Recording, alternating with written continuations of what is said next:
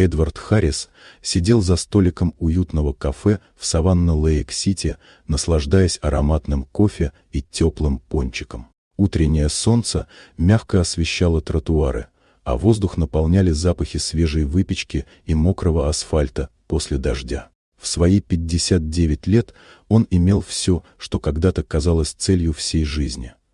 Успешную компанию по недвижимости, просторный дом на окраине города, коллекцию старинных автомобилей.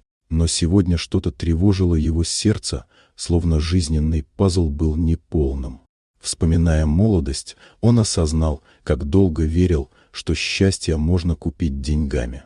Каждое новое приобретение приносило кратковременное удовлетворение, оставляя за собой пустоту. В этот момент взгляд Эдварда остановился на маленькой девочке лет 8, которая медленно шла по улице, внимательно оглядываясь по сторонам. Ее платье было немного велико, на ногах изношенные сандалии, волосы аккуратно заплетены, а глаза отражали смесь осторожности и надежды.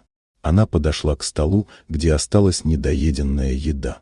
Эдвард почувствовал внезапную боль в груди, вспоминая свое собственное детство, полное лишений, и слова матери о том, что настоящая ценность жизни заключается в помощи другим. Он заказал для девочки горячий завтрак и тихо наблюдал, как она бережно ест каждый кусочек и делится историями о своей жизни. Ее звали Клара. Она жила с бабушкой, которая тяжело болела. Родители Клары погибли несколько лет назад, а бабушка нуждалась в дорогостоящей медицинской помощи.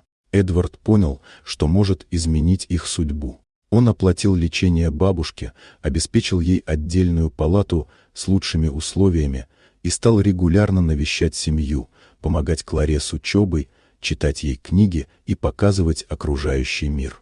Бабушка, Грейс, после выздоровления делилась воспоминаниями о своей профессии учителя и о важности доброты и знаний. Клара, несмотря на трудности, оставалась светлой и воспитанной девочкой. Благодаря заботе Эдварда их жизнь постепенно менялась.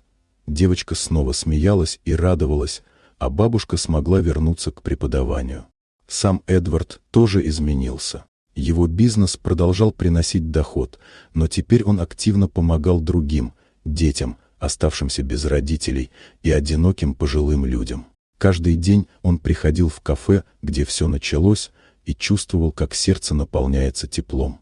Он понял, что настоящее богатство не в деньгах, а в том, сколько любви и добра ты способен подарить окружающим. И именно маленькая Клара, попросившая лишь скромный завтрак, подарила ему осознание настоящего счастья.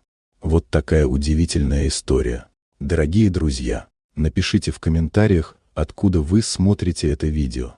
А если вам понравилось видео, поставьте лайк, а также подписывайтесь на канал, впереди еще много интересного.